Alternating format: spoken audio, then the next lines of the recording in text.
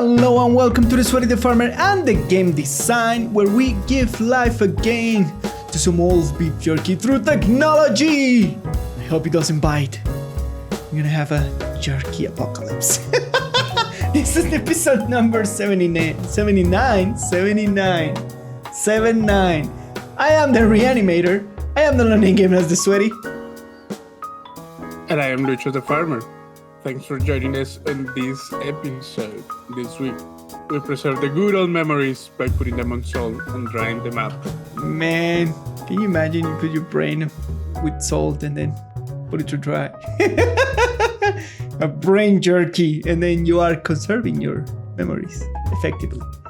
Alright, but first, before we begin, our disclaimer, the discussion here is based on our opinions and on our in-game experience.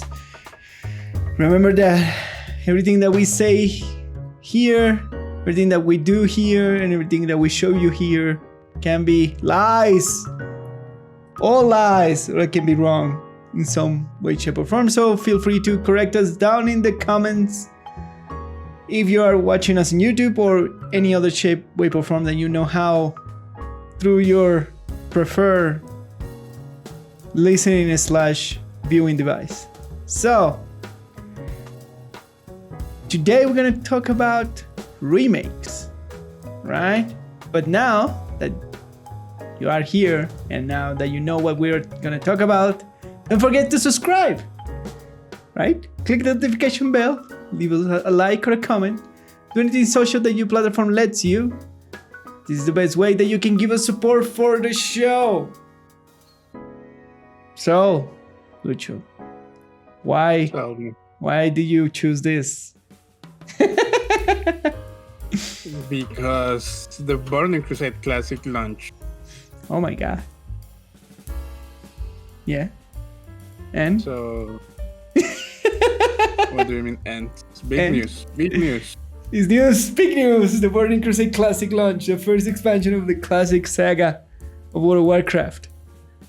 Exactly. So it's the next big remake from Blizzard. So, yeah. So let's talk remakes. Yeah, sure. So we've been seeing like a string of remakes coming from Blizzard. It's 5 years. Did they run out of creativity? Maybe. Well, did they? Maybe Well, to be fair, they have like a bunch of projects in development right now, so they have to fill the gaps with nostalgia. They're not the only ones doing it. Yeah. And then the question is like, is remaking like, and the same question happened in the movie industry when they start to do all those old movies, and the same question happens here. It's like, is this lack of creativity from the industry, Lucho? What do you think? But it's not the same question. Because Hollywood is not remaking the same movie. It's like they just always make the same movie, but it's not remaking the same movie. Okay. You know, it's all like, right. Do they always make the bad comedy with Adam Sandler? Yes. All right. They always do it. But it's not remaking the same movie. It's kind of just the same, like they just reuse the same formula. Fair enough. All right. What? Then that's the complaint that Hollywood gets. Yeah. So then let's answer the question: what is a remake in terms of video games, right? Yeah. So basically, like, because we bring the comparison with movies, generally when you do a remake in movies, because half of the actors are dead, too old to reprise the roles, and you just kind of build a new movie, quote unquote, right? In games, we do something similar, but difference is like the only thing that we do is put a little bit more technology into all games and do it more accessible in today's technology. Basically, that's what we do, right? That's a remake. Bringing an old game, fixing some parts of the old game, and make it run into the new technology. Optimize it. Sometimes they change a lot. Sometimes It they dep- it try to be depends It depends on the game. yeah, Sometimes they have to reveal the whole thing correct. Yeah, just because of the change in technology. correct. Like it's not just computers doing computer stuff. Okay, fair.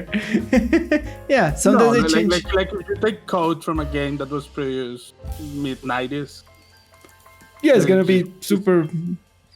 it's Super just different. completely different code to like current standard.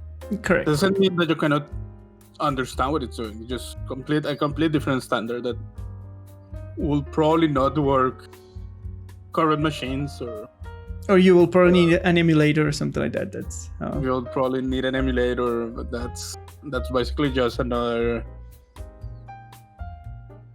piece of code between the game and the actual machine. Yeah, correct. So So we tend to like rebuild.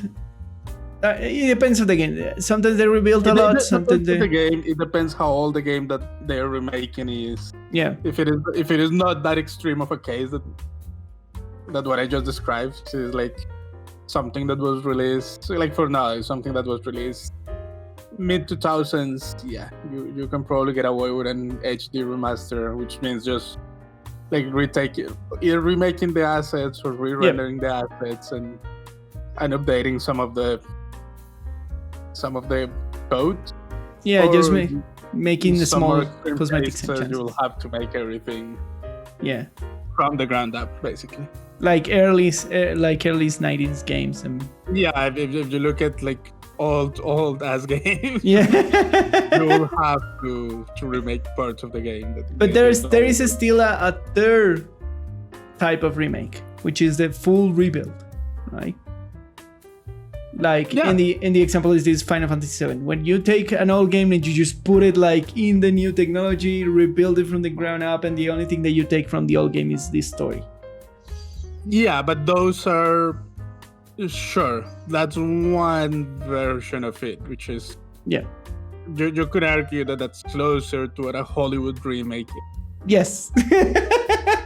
New Like actors. the King Kong, like the King Kong movies are remakes of one another. Yes. But they're not using pieces of you always make a new King Kong movie from scratch. Yeah.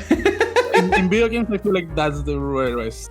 Yes, that's the rarest type of remake. Yeah, because it involves like making a new game, quote unquote, from zero, just using like the old story or the old ideas. Even when the Final Fantasy VII, which is the most famous of these examples, they even added pieces to the story to make it more cinematic, to make it more sense with the technology, to make more sense with the technology that they're using. Not only that, I heard that they added a lot of stuff to pad the time of the game. Yeah, that too. Because apparently most of the main additions to that remake were to flesh out secondary characters. Correct. And it's not like with that in principle, Yeah. but it was, I heard, or a lot of reviews said that yeah, a lot of that was just padding because yeah, they knew that the story was running short. yeah. But 7 is not a short game if I remember correctly. It's not a long game. Yeah. Either. Yeah. But it's like 3 discs. It's 2 discs. It's 2 true, discs. but I think 2 discs. but I think it's a long but game, like in terms of. it is not a long. It's not a long game. It's not a long game. It's nostalgia talking. If you know what you're doing, All right. and like if you know the story, it's like maybe 3 or 4 hours of gameplay. All right. Fair enough. There's Maybe it's nothing wrong with that. Again, it's Yeah, maybe it's my what it was. nostalgia talking. I remember being like very long. No, it's not a very long game.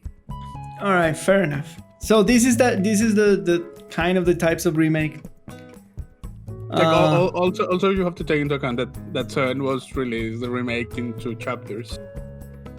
Yes. So they needed like that made it worse, the fact that they needed to pad the time I get to justify the two selling 2 releases. games, Yeah. basically. Yeah. My God. That's a lot of game. But anyway, those are the types. Is there any other type of remake that we're missing? I don't Not that think I'm so. aware of. Yeah, I don't think so. Yeah.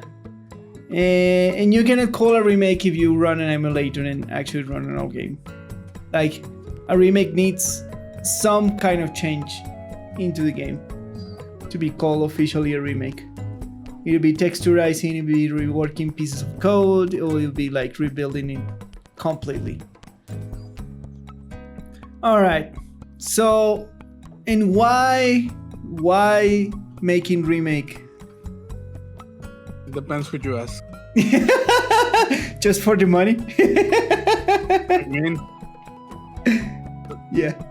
that's why the developers do it. Nostalgia sells. Yeah, the same reason why Hollywood does it. Yeah, nostalgia absolutely If sells. it's not even nostalgia. It is. If it is a proven formula, why would you change? Yeah, fair enough. If you know that Final Fantasy VII is a good game, why Yeah. don't you just make it again? But the other side of the coin, and why we like remakes, is to preserve video game history, which the industry is bad at it, like awful at it. like a couple of weeks ago, I was reading the news where suddenly PlayStation was gonna delete entire library of PS portable games. Just because, and there was no way to salvage them. Like, the developers didn't have any source code or anything like that. They will essentially be deleted forever. So is that bad? Like, to the point that there's famous games where this original source code is lost. I think Diablo 1, the original source code is lost. There is one Diablo where the original code. There is a famous game where the original code is lost. It's not Diablo. All right, help me out. I have no idea. You don't know. I have no chance. There is this very popular old game. Like, not even old, that means nothing. 90s game where I think was the Need for Speed franchise. Like, pieces of the Need for Speed franchise, like the original codes are forever lost. Like, nobody has the original builds or anything like that, or the projects or anything from those. That could be true. So I know it's not Diablo. It's definitely not Diablo. So yeah, the industry is bad at keeping his history straight. Like, it's bad at keeping good jewels. I think we were discussing about, like, you cannot buy old Need for Speed games anymore. Yes, you cannot. Yeah, so they're Unless that you bad. find, like, physical copies, like on EUA or Amazon. Correct. You have to actually find Like, the original CDs things. You have to find the original, like, physical copies of it. Yeah. Like, To the just point- Ubisoft doesn't sell. Like, Yeah. not on the digital market, you cannot buy, like, the early 2000 Correct. Need for Speed games. So the industry is terrible at keeping video game history. It's terrible. Like, to the point that pirates are better at keeping video game history. Like, I have an actual, like, rack of DVDs with a lot of games, old games that you can no longer find anywhere, just because I pirate a bunch of them and keep physical copies of them in digital copies on some hard drives. So the industry is bad at it, and at least remake, like the side of the remake, encourage them to keep some kind of historic preservation. Well, definitely it does, and it's there is an argument to be made that remaking video games has its value on helping that effort. Absolutely, and I agree 100%. But it's so sad, man. So sad that that's the way, because at the end of the day, games are kind of pieces of art. It depends who you ask. Oh. Games are pieces of art, like It depends who you ask. they're like movies. Movies are pieces of art, no matter how bad the movie is. Not necessarily. It depends. I don't think people would agree with you that any Adam Sandler movie is a piece of art. Yeah, of course. This is like this has this connotation, but there are a bunch of video games that are worth preserving because they're amazing experiences, and they're getting lost as we talk about like the Need for Speed Carbon and all those old racing car games, which were amazing experience, and they've been lost into time video games. So it's sad. I'm not arguing that. I'm just saying that they're not necessarily should that there be record of them? Yes, because that's part of all right. Yes. Just human culture. Yes, correct. Are they worth of being called pieces of art? That's they that's are. more debatable. I defend this. Beautiful pieces of art. Would you say that FIFA 2020 is a no? Okay, there you go. You just stop defending your point. So. All right. I win.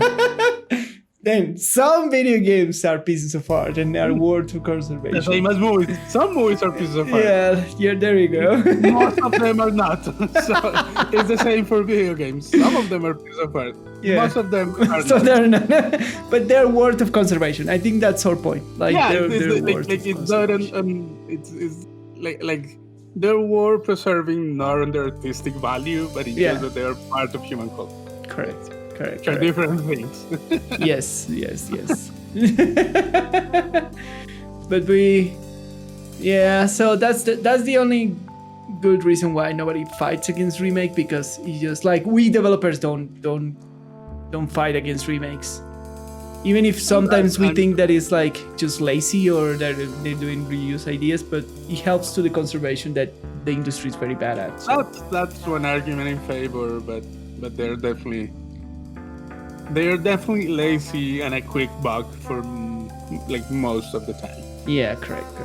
Yeah, that's undeniable. That's the other side of that coin. Yeah, because the budget is funny because the budget of a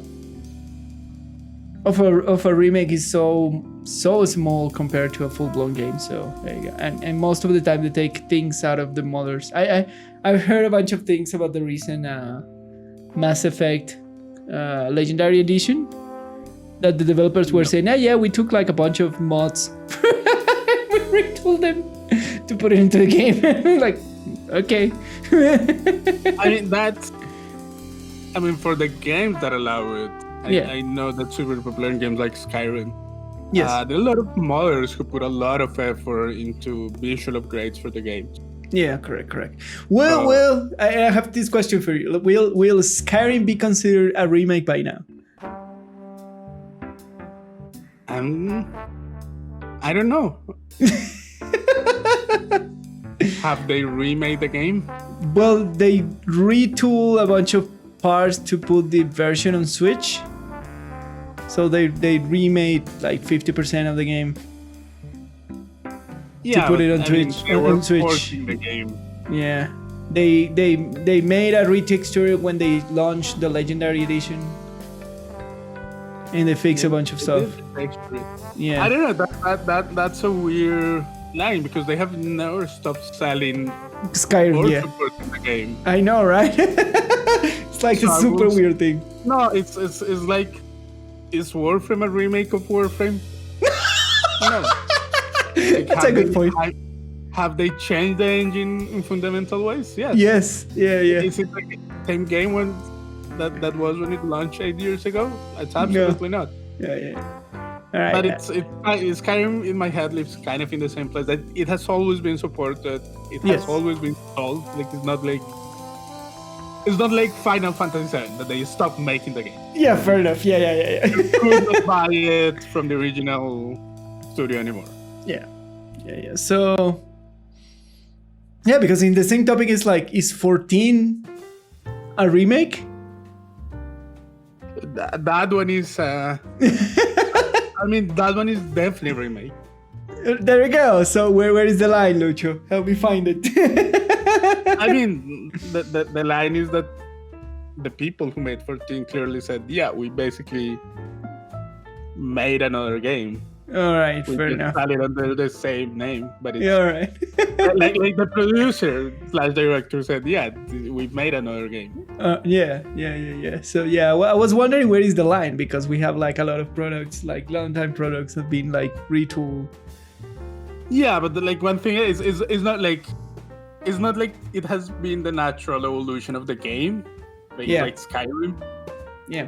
Like 14 was clearly they just said it was not like 14 like 2.0 was not the natural evolution of 1.0. All right. Yeah. It was a different game. Like they just said, we've made a different game. It has a lot of the same ideas. It has a lot of the same story, but it was just different. Like So in that case, it wouldn't be a remake. It would be a new game.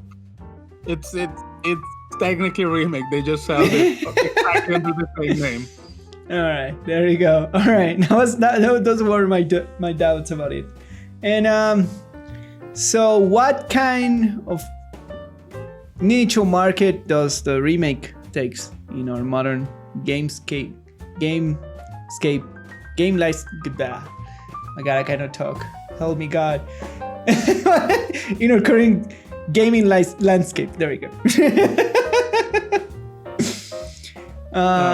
Yeah, I do like some things about remake, and it's like the new players can experience some of the best games that we veterans did when it came out. That's one thing, right? Yeah, it's that I agree with. Yeah, like very iconic experience, like Age of Empires was a remake recently. Remaster HD texture re-release version of Age of Empires. So the new players can actually experience these very, very good like games, even if they're very old, in the new consoles with new graphics and everything else. I know where you're coming from. I really wonder how many new gamers are replaying this classic. I know, right? I cannot imagine like a 14-year-old kid deciding to play Age of Mythology now instead of Fortnite or Valorant, whatever. But the thing is, like, the opportunity is there to experience. Like, how many new players did play 7, Final Fantasy 7? Probably a lot. I don't know. Just by reputation, just by recommendation, by the elders telling them like, oh yeah, this is a very good game, go try it. I don't know that. If it's a product, I'm pretty sure more like 90% of the people playing 7 were just old people. Maybe we need to like go and interrogate like new players. What do you play? Will you play a remaster? That's what kids play these days. Yeah. So, but the thing is like, is the opportunity that the thing is there, like that if you get interested in games and then say like, I want to play this, and then somebody recommend, you can play this game, which I played back in the day, and then they recommend it, and it's actually a up to par modern experience that they feel comfortable. I know. Yeah. I still don't think that happened. Why do you break my heart, Lucho? My hopes, they're gone. Well, that's the idea of the remakes, right? That's the idea. Besides, like, selling nostalgia. The idea is to sell nostalgia. That's the only idea behind it. But that's the nice idea. Put in paper. That's new players can experience it, right? That's what you want to believe.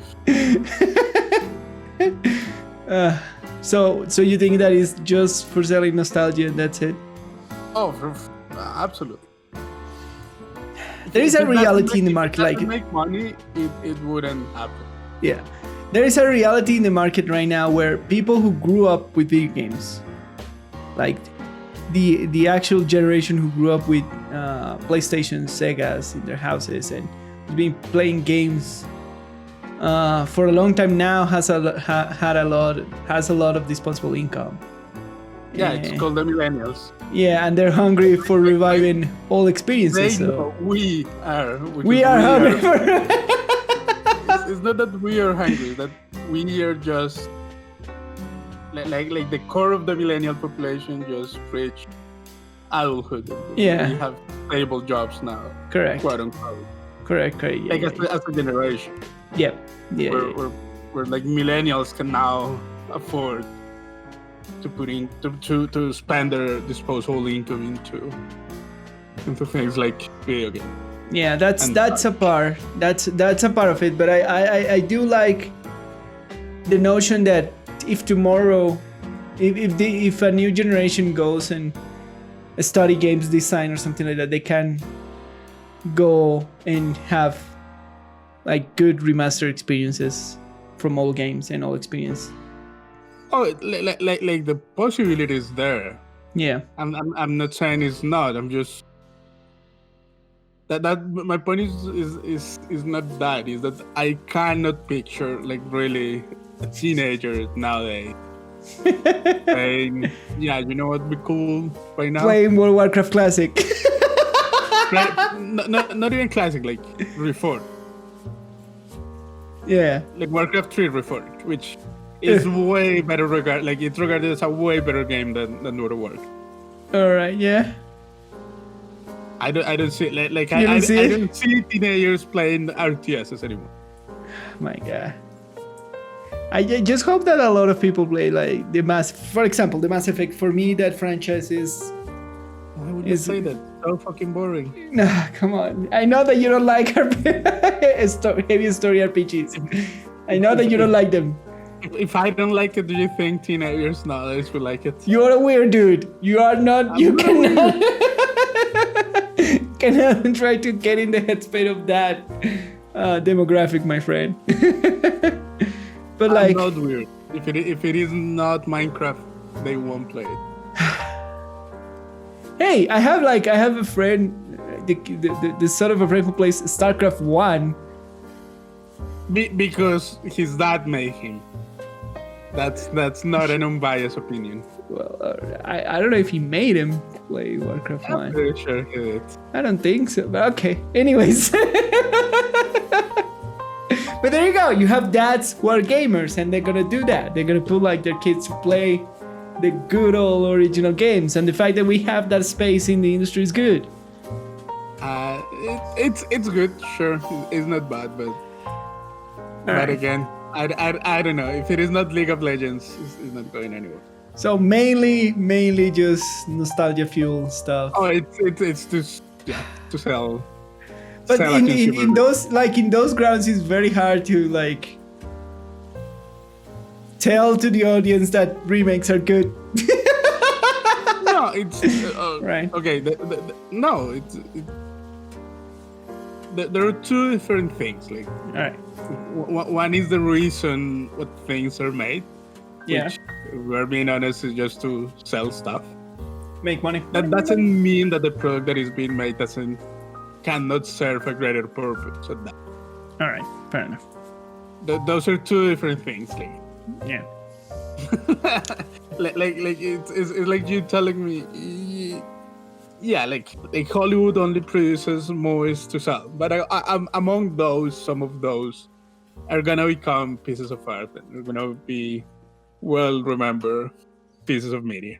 Yeah, fair enough. But they are still like they were not made for the sake of art. Like Shawshank Redemption, for example, one of the greatest movies of all time. Correct. Yeah. It wasn't made because this is a piece of art that we're gonna. No, it was made because someone had an idea, someone sold it to a studio, and the studio said, "Yeah, we're gonna make money out of that." That's why it got made. Yeah, fair enough. Does that take away from the fact that it's a great movie? No. All right. But it wasn't made just because it was a great, because it's an idea for the sake of the idea. No, it was because it was gonna make money. That was why it was. Yeah. It's the same with video games. Like, why do they get made? Because they are gonna sell them to people. That's the reason why they get made. That doesn't mean that, on the cracks of the market, we're not gonna get both amazing pieces of art and both and the same apply for remakes. The remakes get made just to sell stuff. Yeah, you're right. Yeah. But as overall, like even if that is the reason, they can serve a greater purpose. There you go. Well, fair enough. In my opinion, it's not. But All you right. have to be realistic. If the developer or the publisher doesn't believe it's gonna make money, it's not gonna happen. Yeah. So, what does a good remake makes? Good. What is considered a good remake? One that sells. What can we consider a good remake? One that sells a lot. In game design technical terms, right? One that sells more than the others. Stop it, Lucho. Stop it. All right. In my opinion, the first thing that a remake has to do is try to conserve the original experience. Right? Sure. And it's difficult because they're trying to conserve this original experience without being aware that they can use modern tools to enhance that experience, right? Okay. Yeah, I think that's the first thing, like doing that balancing act where I want to conserve this like very old experience, how it plays, what the game mood has, and everything else, and then I want to take like the new things that we have learned through the years of game design and kind of enhance that experience and not change it to the point that it's unrecognizable. I think that's the first thing, and I believe that in that case, the games where the story experience is the most important thing are the ones that are more flexible to like radical changes.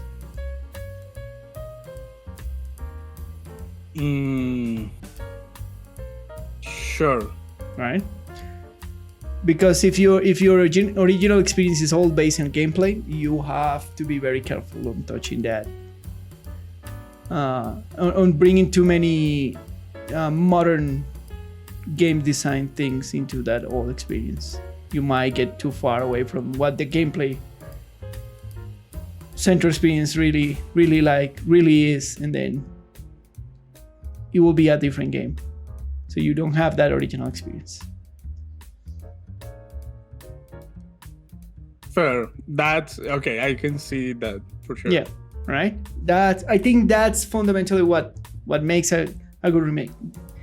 The other things are extra, like if it runs good in current technology, that he has good graphics or not, etc., etc. But I think that's the core of what makes a good remake. Do you agree with me? Do you have any other thing that you think that makes a good remake? No, because at the end of the day, it's about capturing the experience at the time. Yeah. And that experience can come from the story, yeah, or the mechanics or the gameplay itself. So yeah. So yeah, I mean, it's all about capturing those rose-tinted glasses and leaving them on. Yeah. And like I insist, it makes better when you can apply more convenient game design stuff to that whole experience to make it like a little bit better without losing that original feeling of the game. Yeah. Yeah, it just again you cannot make everyone happy because. Correct. Like I'm pretty sure that for as well regarded as remakes like Final Fantasy VII are, which are almost universally praised. Yeah, and Final Fantasy VII is like a complete redone of the thing. The only thing that concerns but I'm pretty sure there are still people who think like that. For example, the story editions are taken away from the experience that they remember from. Yeah. Even though, like in the grand scheme of things, kind of doesn't matter really. Yeah. It's not like they're changing the story or anything like that. Yeah. They're not changing like the emotional punches of the story. Yeah. You're just adding to a world, but I'm pretty sure there are people who are unhappy with the way that it was handled. I agree. Kind of, for example, kind of in the same vein that Warcraft Classic. Like for example, why wouldn't you have high polygon count models in Classic? Yeah. Just a visual upgrade. Correct. Just for the game to look better. Yeah. There was a huge portion of the community saying, "Yeah, we don't want that. We want the low poly." Yeah. For reasons like. Yeah. And the reason is because that it's part of the experience. Yeah, that is part of the experience. Yeah, like correct, the low poly. Yeah. So you're like most remakes are never gonna be complete one. Yeah, because the experience of the original game is kind of like affected by the person experiencing it.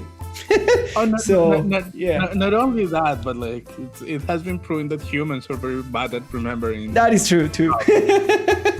Yeah. Especially if something that you played or experienced. Yeah, I saw this meme of like a Nintendo 64 game, and it's like, how do you remember Zelda Ocarina of Time? And it was like this beautiful like picture of Zelda that thing. How actually is it's like a box and super pixelated stuff. It's like two triangles, like with two pyramids as arms and one square. That's what Ocarina of Time looks like. Yeah, exactly.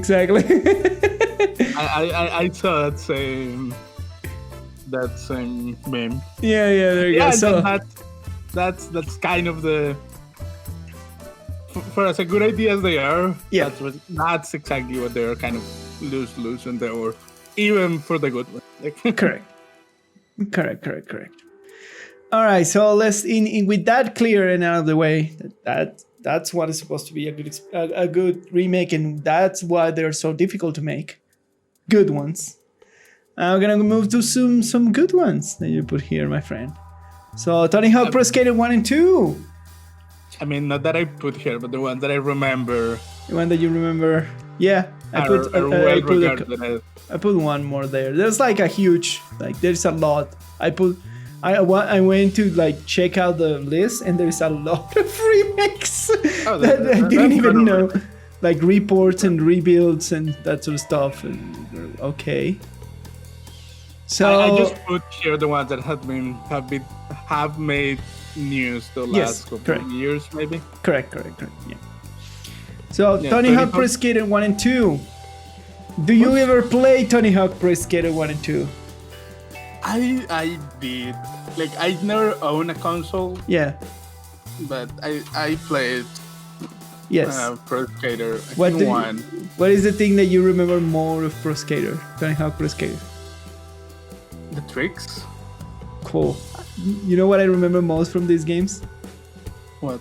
The soundtrack. Okay. This music is so good. Like, very good punk music, like early grunge and that sort of stuff in these games. But the games were very good, very entertaining. The tricks, the slides, the infinite things. And they did a superb job into remastering these things. Just bring the graphics up, just paint it over. Same kind of tricks, like of course a little bit more quality of life stuff in the way that you interact with the game, better like menu design was one of the changes, but they kept the original soundtrack, the majority of the original soundtrack.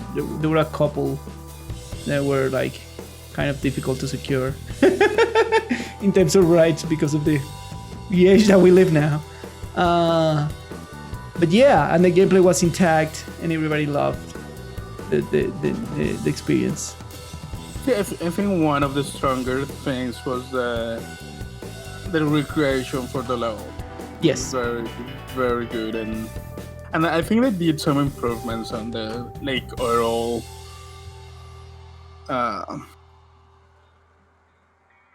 Like you could access more areas on the same map. Yes. Yeah, you just expand on the levels, because in the original the levels were very. They didn't really expand the levels itself, but it's the same level. You can just access more places. More pieces, yeah. And like grind more pieces of the actual level. Yeah. like it's more. It like the levels, even though they're the same, they offer Yeah. more flexibility. Yeah. It's one of the things that I remember people saying. Praising a lot about this game, yeah. So Yeah. But there you go, and such a good experience, such a unique experience, because I remember that this franchise couldn't like replicate the success of these two games. I mean, no, like this game was a game that was only gonna be successful when it launched. Which was Yeah, the only and- time and- when skating and exports were a Where thing. the thing, yeah. Yeah, that's true. That's something very late 90s, early Yeah. 2000s. Yeah, thing they that came into the right place at the right Yeah. time, and when they hype under the right name, because Tony Hawk is definitely was huge back. Like, he's still a very recognizable dude. But He's still pretty much the only I think- recognizable name. you know the funny thing? I think he actually immortalized himself through these games more than anything else. No, more than that's a stretch. Like, the guy was Alright. already super popular when the games That is true. That like is true. his name appears on the games because he was here. Yeah, you're right. You're right. And he was like he just was the face of pro skating and Yes. like all the X Games kind of craze Yes, correct. happened at the time. He Yeah. was the face, like he was the guy. Yeah. That's And, why his name is on the games. It's just the games help his name like to maintain Yes. to be correct. recognizable like once that was gone. Yeah, once the craze of X-Pro. Yeah. Like the kids nowadays know the name Tony Hawk Yes. only because of the video game, not because they experience or know anything about all the Yeah, the old X X games. Games craze at the time. Yeah. That is that. Thank you. Yeah, that was more of my point that I was gonna trying to do there. But yeah, amazing games that keep that original experience, that lightning in a bottle when these two games came out, and they did very well. They did very well now of recapturing that. I remember losing time like playing these pro skater games and doing tricks and grinding things with the soundtrack and everything else. Had a lot of fun, especially I think it was in the second one where this very long levels when you just grind and go like kind of a downhill through like a mall or some kind of urban area. You remember this? No, I have no recollection at I all. think it was in the second one where you just like go downhill like super fast through like a mall, and then you do as many points as you can, and then you reach the end of the level, and then you pick up stuff and do tricks, and yeah, I don't remember that much. fair enough. That's my recollection. All right, 7 is the next one, as the very good one in remakes, as we have mentioned it here as one of the biggest example of a good remake. And this is a total redo of the game. The only thing that they kept was the story and the characters, basically. Not only redo, but Yeah. as we said, they added stuff. Yeah, they added stuff to it. They changed, like, the gameplay is different because it's more modern Final Fantasy, which is more of a dynamic. It's weird. The Final Fantasy combat system is weird. It's more like a dynamic turn-based, but with stuff in the middle. I don't know. Have you seen the modern Final Fantasy combat system? It's more like you have bars, but you can do stuff between your turns, and it's weird. It's more. I have no idea. I only played the original one. Yeah. So they changed that because the original, of course, was pure turn-based, but this is more like dynamic turn-based, weird stuff. All the graphics new, the pace of the story new. So yeah, but it's been praised because it's done a marvelous job of bringing that old classic back. And Final Fantasy VII was one of the biggest RPGs in general that everybody knows. Final Fantasy VII in terms of RPGs, right? Yeah, it was one of. It was one of. Like in my mind is the Final Fantasy that put Final Fantasy as a franchise Yeah. on the head of like the general public. Yeah. At least for the Western audience. Yeah, correct. And from there, this spawned movies, sequels, pre-sequels, everything. It's a bunch of things around 7. Like one of my favorite games in the PS. It's not the Vita. It's the one before. PSP. In the PSP, thank you. One of my favorite games in the PSP is a prequel to 7. Oh yeah, that one is so good. Yeah, there you go. You can play it. I think it's Final Fantasy Dissidia, this something like that. Final Fantasy 7 something. Crisis Core. Crisis Core. There you go. Yes. Such a good game. Such a good game, right? Yeah. Yeah. There you go. And it is a prequel to Final Fantasy 7 because. Yeah. That Crisis Core is such a good game. Such a very cool game. So, and we have this Dissidia, which is kind of around 7-2, which is a more of a fighting style kind of Final Fantasy game. So this was like one of the most iconic RPGs in the game industry. So, and they did a very good job. And I think they kind of had to do a very good job. Right? It was a very bold move to remake 7. Yes. Like knowing that it was probably the most popular Final Fantasy out there. Yes, correct, yeah. But yeah, they did good. It was very, very bold to remake that one. Alright, you put here the Halo the Master Chief Collection. It was received when it came out. It was received as. Wasn't this like an Xbox exclusive for a while? It wasn't. For a while. But this one was, as far as I know, it was a funny story because the launch was awful. Like it was super bugged out. Yes. And all right. It took a couple of months and patches to iron it out. But it's now thought as a very good remaster, especially because it brought back the game from technology that couldn't run anymore in modern. My God, yeah.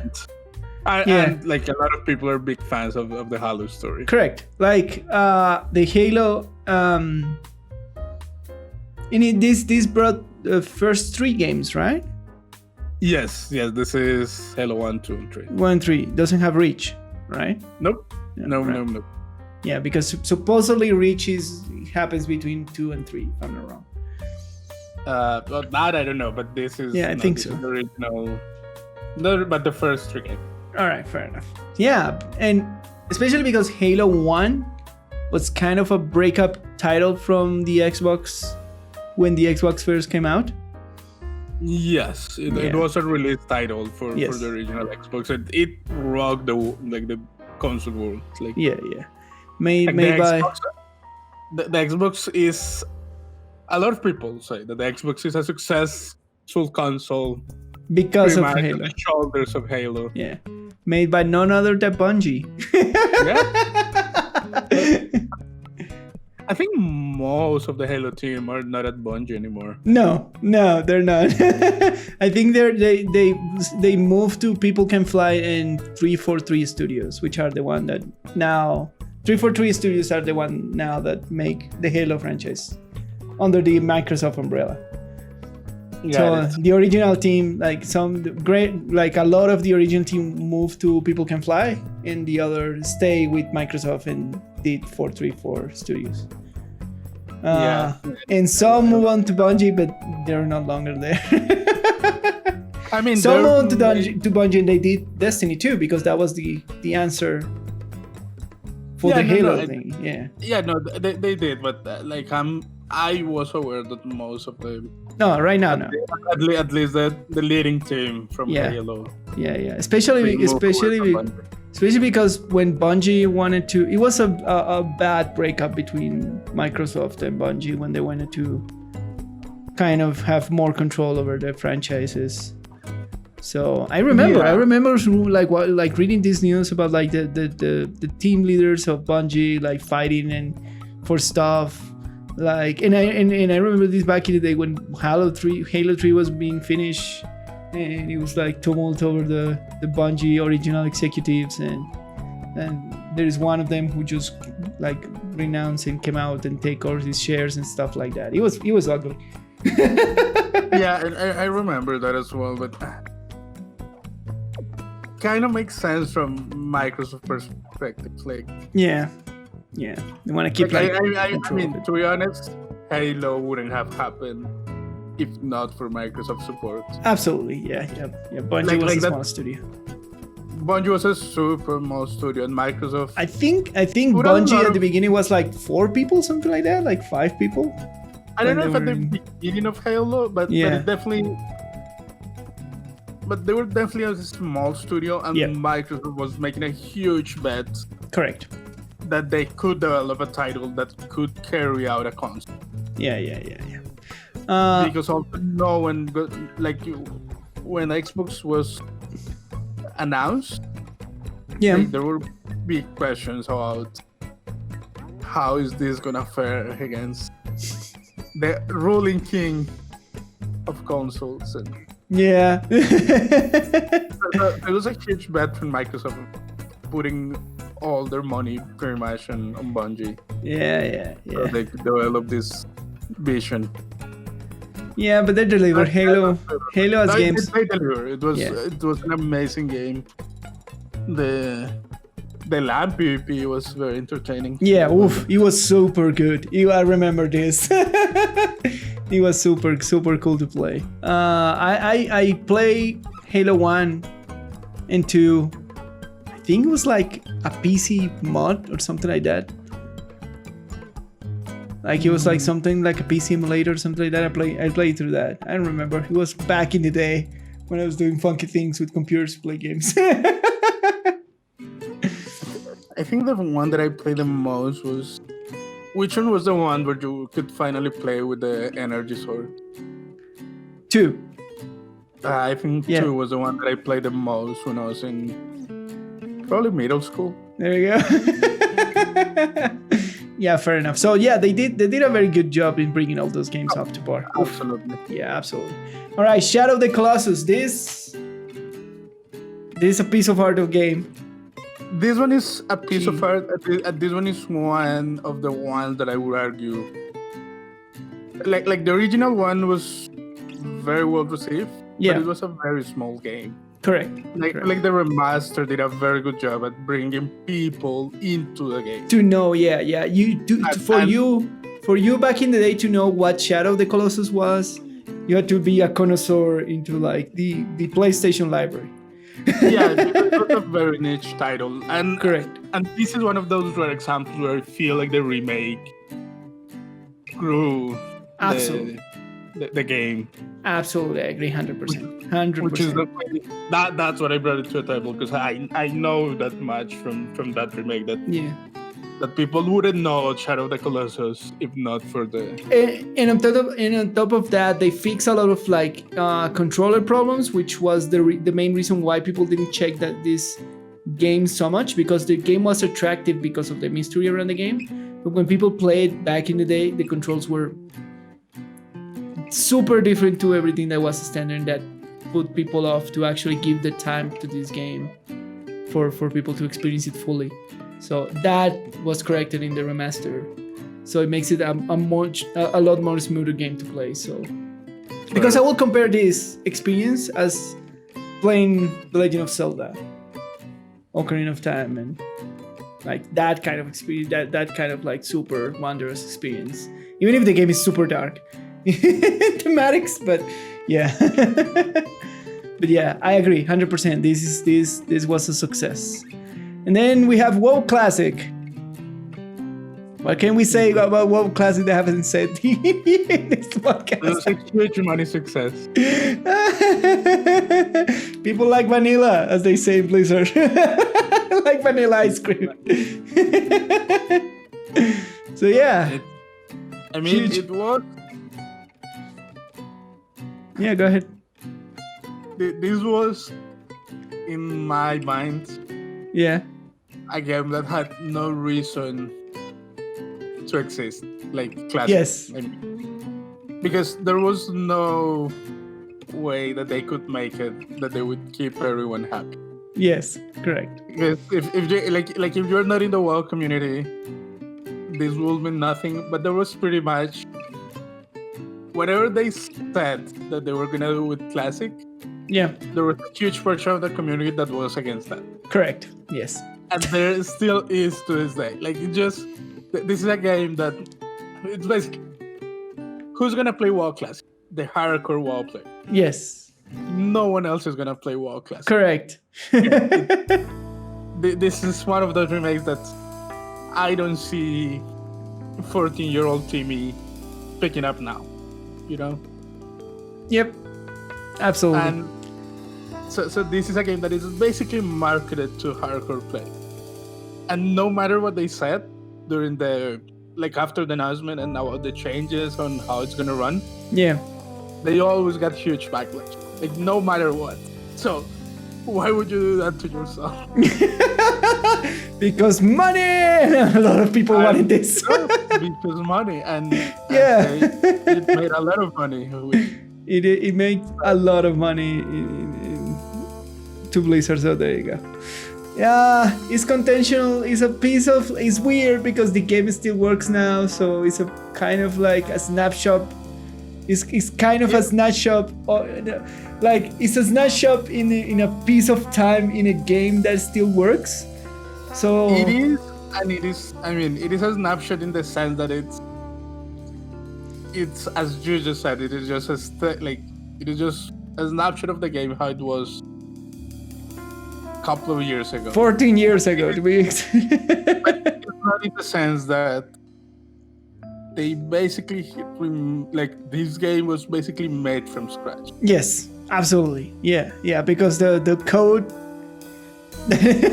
The game has been evolving, so the original code doesn't exist anymore. There were original things, but it was also a game that was made basically around the internet, and internet has changed. Like, I don't mean the internet as a thing, but like the internet as a piece of technology. Yes. Has changed so much that they couldn't basically use more than the models or like some of the art. Yeah. Is it a good remake? Does it capture the original experience? That one is one that is weird because the original experience of WoW was what it was. Yeah. Due to how to how socially dependent and how difficult was it to do stuff. Yes. So what people remember of Vanilla WoW is, for example, sitting for hours in a city or on the entrance of a dungeon, spamming to get a group together. Correct. Yeah. So, can you capture that? And then, can you capture that feeling?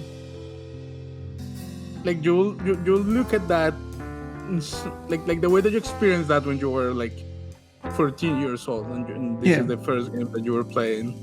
It's absolutely different to one that you're gonna experience when you're 30-something years old and you're just don't have the time nor the patience to do that. Yeah, absolutely. To sit for hours in a video game, spamming,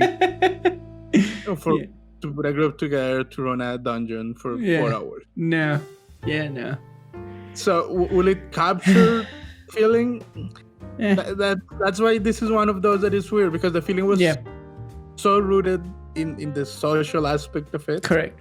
That is so difficult to actually capture. The best, I think the best thing that they could do is trying to bring the original experience back in technical terms, but beyond that.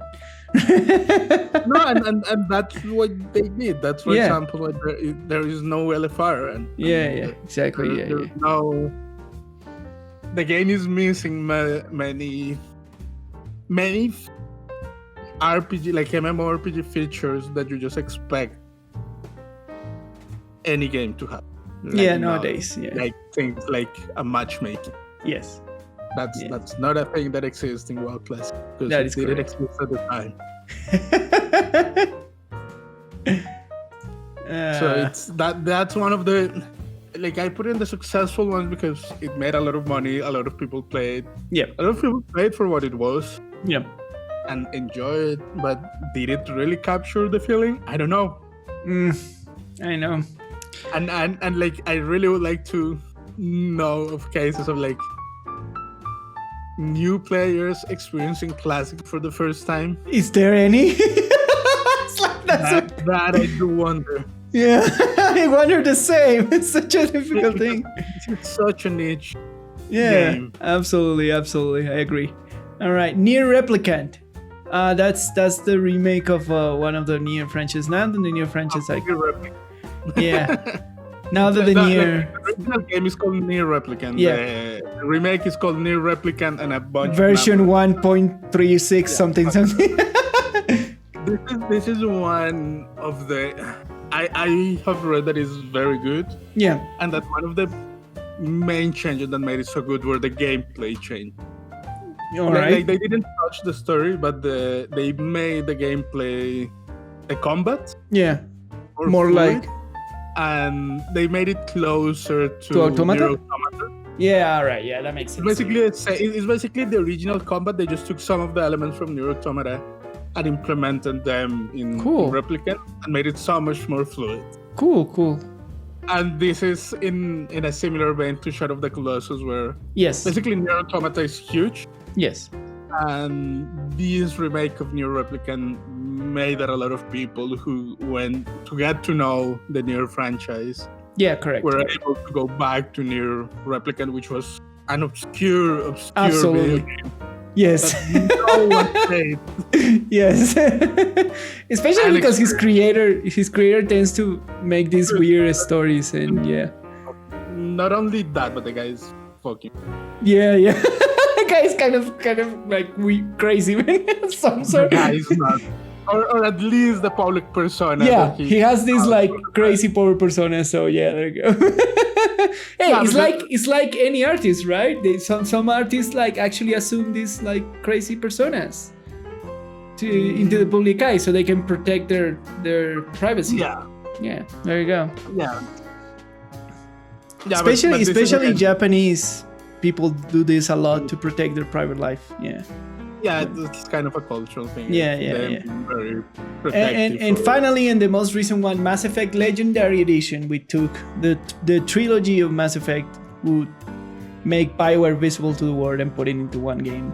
I've heard nothing but good things about it. I heard that on launch it had a couple bugs in transition between one game and the other, but they were quickly squashed, and the game is fantastic. They fix a lot of like gameplay problems from the first game, which was the roughest one in terms of gameplay because of the era, and then super textures. They even fix plot holes, like character that was supposed to be certain race, but back in the day they didn't have the budgets to put the race that it was, so they changed it. Pieces of dialogue that's supposed to have another piece of dialogue, but because of the release cuts they couldn't put it, so they put it in this remaster version. how do people feel about that? Because They feel very good. Like they finally like have their plot holes and things that the game promised like kind of resolve. I don't know. Like, There's on a story-driven game. Yeah, but the thing I is feel like they're generally side missions, right? Because the core of the story. I know, but let me put it this way. Yeah. All right. Yeah. Like when you hear like when you go and like watch content made about the lore of a game, Yes. like a lot of that is driven by like not necessarily plot holes, but like unfinished story threads. Yeah. Or, All right. Yeah. or like crumbs left behind. And, Yeah, and if yeah, you yeah. go out and close all of those, kind of takes away the magic. Yeah. Do you know what I mean? Yeah, I know, but I don't know. I've heard only praises about like people like fixing these kind of weird things and I know, but making. Yeah, that's in my opinion kind of what makes the story-driven games endure. yes, Yes. And the other thing is like they actually like they made so because this is a trilogy, and a lot of technology changed between releases of the game, but the whole story is entire trilogy. That it feels a lot more. That it feels a lot better pace when it's all together in one place under kind of like the similar gameplay and the better pace. And they fixed the problem with the ending. Do you remember there was a big controversy on Mass Effect 3? Everybody hate the ending that it was 3 colors and you have no choice. And they probably made it more canon to finish like telling the story and remove some of the choice of the player, which was the thing that bothered people.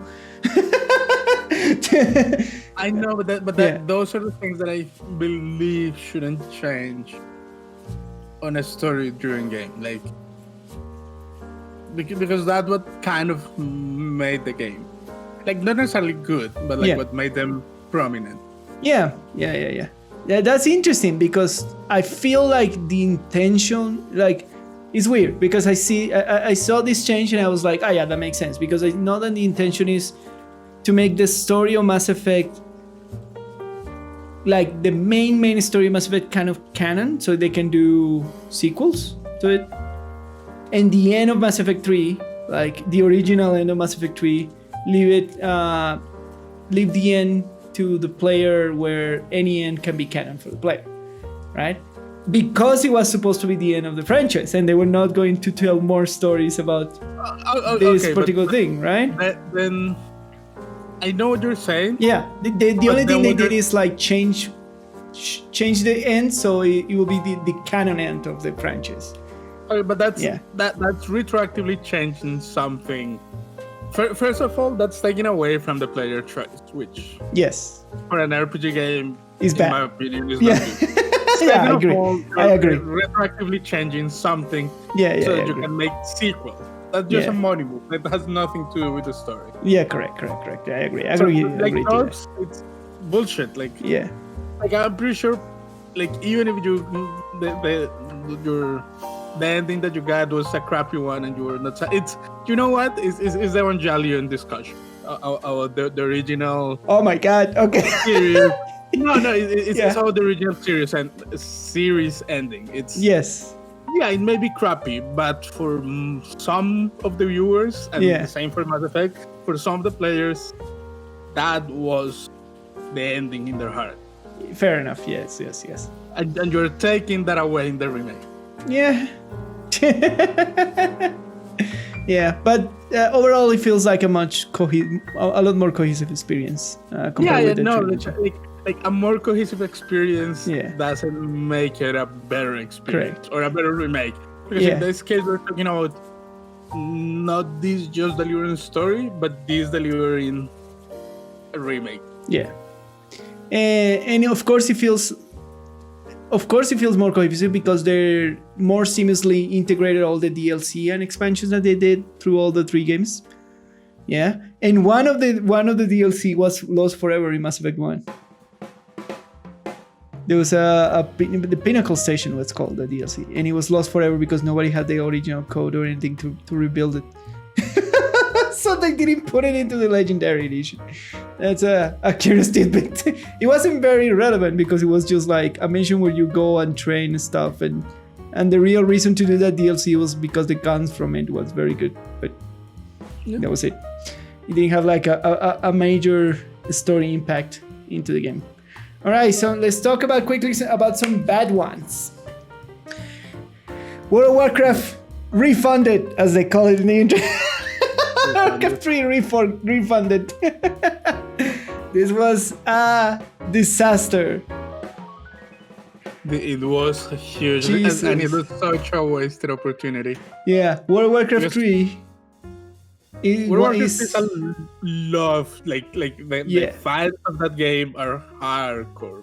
Yes, and you think WoW fans are hardcore? You don't know what you're talking about. Are insane. Especially because World of Warcraft 3 was a pinnacle into the RTS genre. It was pretty much the best RTS that ever. And from World of Warcraft 3 spawned League of Legends as we know it, and all the MOBA genre. spawned a lot of different types of genre. Tower defense was made in this engine. The original Dota was made in this engine, and it was like because it had a map editor, so people could like tinker around in the thing. But like one of the crowning features of Warcraft 3 was the map editor. And on top of that, the story was super good. The story was super good, but what gave the game a lot of life, even after you played the story, was both the competitive scene and the map editor. Correct. The map editor was the feature that people on the basically modders love. Correct. That, as you said, gave life to MOAs on this ancient incarnation that was Defense of the Ancients, which is where Dota comes. Yeah, and all the MOBA genre comes. Yeah, but they did a awful job. They did so many. They erased the original version of the game basically from Battle.net. Yeah. Not only that, but like the map editor was not as powerful. Yeah, correct. They botched a lot of the cutscenes. Yeah. And the graphics were updated, but they were still crappy compared with the standards of today. For to be a re-graphic as they promised, they remove a lot of social features from it. Things were not working on launch. Games were being deleted, matches were being it was a garbage fire basically. the launch was a disaster, but I feel like the biggest problem was how bad the map editor was, because that was definitely the feature. Like, aside from the story being so good in that game and the gameplay being tight solid, it was the map editor was that made that game, and that a lot of people remember from the game. Nowadays, more than the story itself, is just you making your own campaigns and going to Battle.net and playing random campaigns. Random stories and crazy stuff. That's what people remember. From the game. But it was a complete garbage fire. Everything of this game. The PR, the over promise, under deliver, it was everything. It was such a disaster, such a missed opportunity. I love Warcraft 3. Absolutely. GoldenEye 7007 Reloaded. Somebody tried to capture this from the original N64. The gameplay is so in the remake. Apparently, the gameplay is so bad and so broken. Jesus Christ! Oh my God! just bad all around. And finally, Dungeon Keeper, which was, oh my God! All right, this franchise, the original franchise, was amazing because it was the rare instance when they put you into the shoes of a bad person, right? And you're the one. You're the villain in. You're the villain, a classic kind of RPG. Correct. And you basically made these and explored these dungeons, put in traps and that sort of stuff for the heroes, and it was super fun. The original version. And it's basically like a dungeon crawler where the main feature is that you make your own dungeon. Correct. Yeah. And you were the bad. And what they did in the remake was making a mobile explorative microtransaction reading. So bad. Time gated, everything wrong that you can imagine in mobile practices, they put it into this game. Take all the crap practices from all games and put them into a beloved RPG franchise. Such a disaster. Jesus, he was terrible. He died instantly. Everybody hated it. Absolutely hated it. Everybody hated it. Man. But I feel like the success stories are more than the bad things. Overall, other remakes that I want to because I find the list that I wanted to emphasize are, for example, the remake of The Legend of Zelda Skyward Sword for the Nintendo Switch, Legend of Mana. These are very good RPG. I didn't brought any of the Zelda examples. Yeah.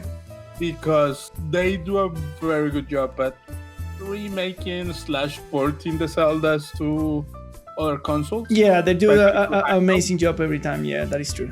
So they usually are very, very good at doing that, at like porting to newer consoles and all that kind of jazz. They do an amazing job for the most part. I don't know if they have botched any so far. Not that I've seen. All the remaster of the old RTS, like I'm talking about Age of Empires, Total War. Some of the old Total Wars were remastered to new consoles. Some of the Command and Conquer collections were remastered to new console, to new PCs and consoles. The Command and Conquer, dude. If you have not played Command and Conquer, please do. Especially Red Alert. Red Alert, they're so cheesy, man. All of them, all of them are very good. Yeah, we here recommend you those ones, and the other one is the Half-Life complete remake Black Mesa. Sure. Yeah, which Half-Life is super important because it defined the storytelling first-person shooter genre, and they did a complete remake, beautiful remake in Black Mesa, made part by the community, and then it was picked up by Microsoft. It's a cool story too in terms of remakes. I forgot about the Age of Empires, but yeah, you're right. They completely HD remastered. Yeah, game. Absolutely fantastic. Yeah. And they're Age of Empires, all of them are so good. All right, and we have two upcoming ones, which are Diablo 2 Resurrected, which is looking super good because it's being handled by the Tony Hawk Pro Skater dudes. I made the remaster from that. We've seen some previews about it. It looks good to the point that they run the original engine on top of the new graphics. Like the technical stuff is super cool, and you can change between the old game and the new visual things. So they're making a fantastic job in Diablo 2 Resurrected. They're basically similar. Like if you don't know how these old isometric RPGs work, basically when you move around, it's not a 3D model. You have like a collection of sprites in different positions. Yes. Basically what they're doing to replicate that feel is that they have the 3D model. It's just that they are the way that it moves. Like if you want to replicate, whenever you choose one of the options, if you want to replicate that sprite feeling, they just restrict the they're syncing it to the old old sprite. To the old sprite movement. It's fantastic. Crazy. Yeah, so, I saw that. It was like, this is insane. These people are doing such a cool job. They're putting a lot of effort into replicating the feeling of the game. Yes. And the feeling of those games comes from the technological restrictions. Correct. At the time. Yeah, correct. Absolutely. It's something that you don't think that much. Yeah, absolutely agree. And of course, the Burning Crusade Classic, which was what started all this discussion about remakes, is marred by monetization controversies, but it's looking okay, I guess. It will be as much as a success as vanilla will. I guess. And at some point, we'll get like you know which one is gonna break the internet? What? Wrath of the Lich King. Yes, everybody's saying like, we got Burning Crusade, we're gonna have Wrath of the Lich King, this is gonna make money, we're gonna have Wrath of the Lich King, and everybody's like, yeah, it's gonna make money, they're gonna sell a lot of microtransactions, they're gonna do Wrath of the Lich King. So we'll expect that, and we'll keep this cycle, I guess, till the sun burns out. I guess. I don't know. Do you think it will get to Pandaria? Yes. Because I don't know. All right.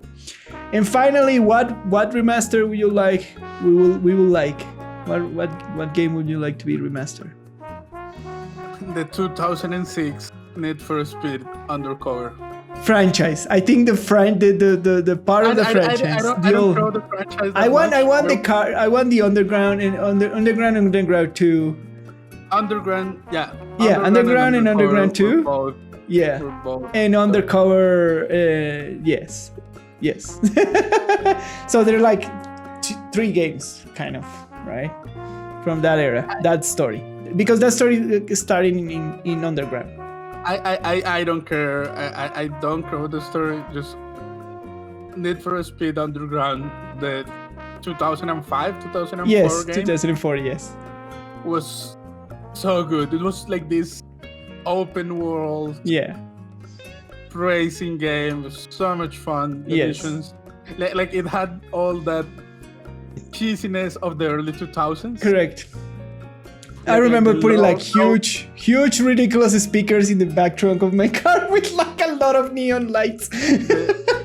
Like neon lights, no race jeans. All those awful things from the early 2000s. Absolutely, fantastic. And I loved, like when I was in middle school. Yeah, I would love a full remake of the Ocarina of Time, Majora's Mask, Legend of Zelda games.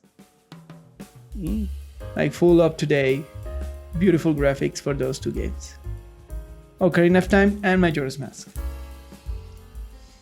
That's what I would like. Fair. Yeah, fair. I don't care much for the Zeldas, but they're iconic for me at least. No, they are iconic, and I have played them, but I don't have an emotional connection to the Zeldas. As I have for Need for Speed Underground, which I do love. When we're discussing this, I do love that, and I assure you that Nick loves that franchise too, and those games especially because I remember playing. Yeah, we love those games. So there you go. Do better. So do better, game industry, and bring those franchises back to life. Oh please, because as we said before, you cannot buy those games anymore. And we will buy them. We will buy them for sure. So if there were a version that I could buy and play, I would buy that game right now. Yes. But it's very much, and like even if you get to buy a copy of the original game, it is a pain in the ass to make it run in a 64 bit machine. Yeah, correct. Yeah. Well, and that's it for a deep dive into nostalgia and remakes. We hope that we make you feel old, or maybe we hope that we make you feel very young. So now we move to our audience questions and feedback. Remember that if you want to answer us anything, just leave it in the comments below if you're watching us on YouTube. Otherwise, just send us a message. Leave us a like, send us any type of communication, Twitter, direct messages, email of the channel. We check everything before we do this script so we can answer your burning questions, my friends. So, the first question of this week comes from Sonti, back into the YouTube comments. What is the real difference between dungeons and raids?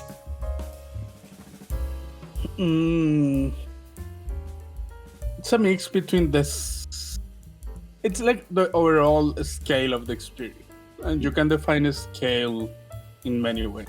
Either the party size, which for most MMOs, RPGs is one of the differentiating factors, and the other one is usually time investment. Correct. World of Warcraft does a very good job of getting those two. So usually for a dungeon, you take no more than 40 minutes in modern World of Warcraft. Also. What raid? You will rarely doing the raid at the limit of what your team can do. You will rarely clear the whole thing like in a 3-hour session. You will need at least a couple of those per week to clear everything. So time investment, size of the party, and like it's overall scale. Like you can probably give the scale feeling in many other ways, but those are the most common. So whatever thing you can do to make the scale feel different. Bigger, more important. Exactly. I think that's the main difference. And that means, and he says that means different things across different games. Like how do you feel this experience feel more bigger or is up to the game. Like generally, the normal is bigger party, but not necessarily. It could be like more time investment, bigger level, bigger boss, whatever it means for your game. So that's the main difference. The scale of the activity. Yeah, because for example, for Destiny, I know that if you are, if for example you're with a proficient team, you can clear a raid in like an hour or so, which is more or less the same time what it'll take you to clear a dungeon with randoms. So in that case, the scale changes more with the amount of people than with the time investment. Correct. But that's just a trade-off. Still feels different. Yes. All right, and the second question is: if you try not to put important lore on raids, what is the actual purpose of the raids? Are only the reward, or is more the challenge? So as we discussed before, that you are not necessarily forced to put lore, like important lore of the story of your game, directly into the raid. So he's asking is, if that's not the component, why? What would you put there to make it attractive, or why to do it?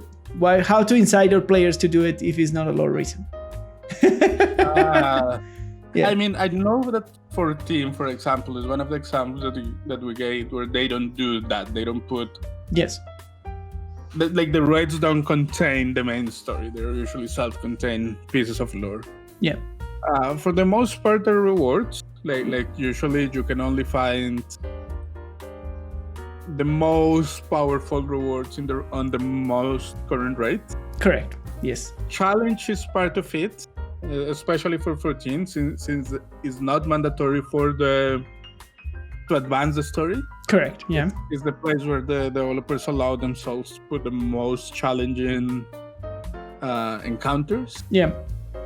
So that since you don't need to clear them to experience the story of 14, they allow themselves to be more punishing. Yeah. And it's basically.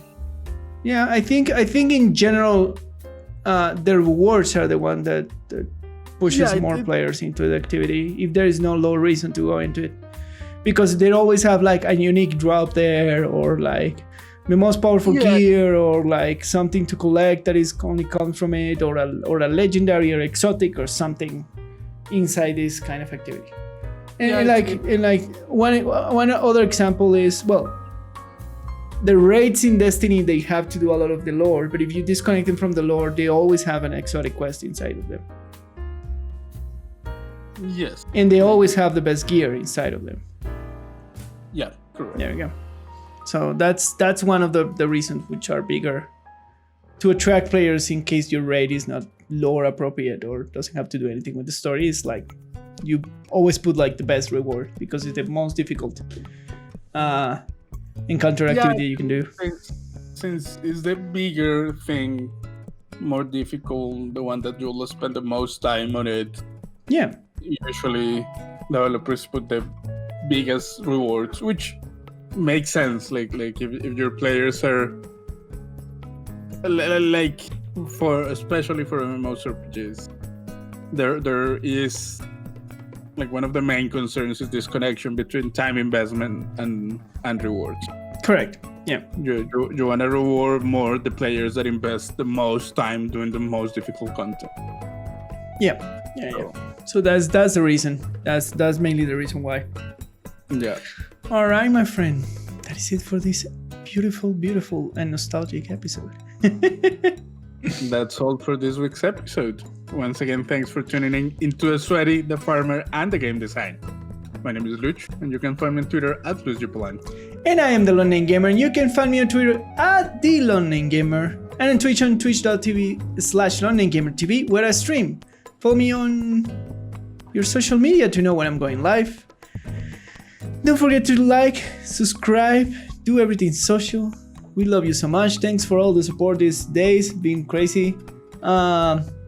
Please let us know what do you like or not of this new episode structure and things. We would like your feedback very much.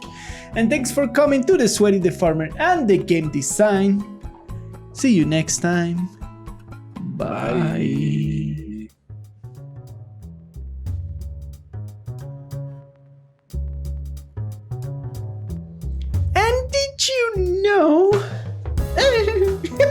Beef jerky is great, but knowing it's favorite of astronauts everywhere makes it a bit cooler in your eyes. Meals in space need to be selected carefully.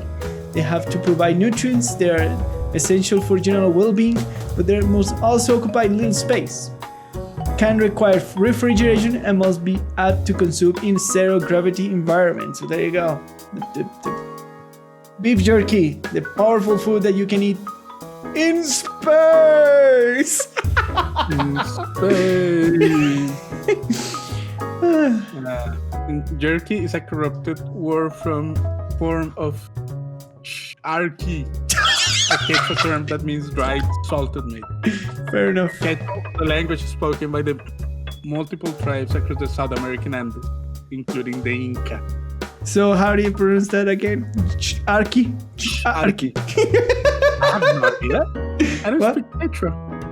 You what? I have no idea. I don't speak Quechua. But yeah, if it's jerky, then it makes sense that it pronounced kind of like jarky or something like that, right? Jarky or something like that. Arki. Have you had any beef jerky, my friend? Not recently. Not recently? Do you like beef jerky? Yeah, but it's super salty.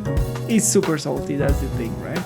But it's supposed to be super salty because that's the way they do kind of conserve it. I wonder how old can be beef jerky before it goes bad. Can it live forever? I think so. I think it can live forever, right? It's supposed to be like conserved meat to live forever.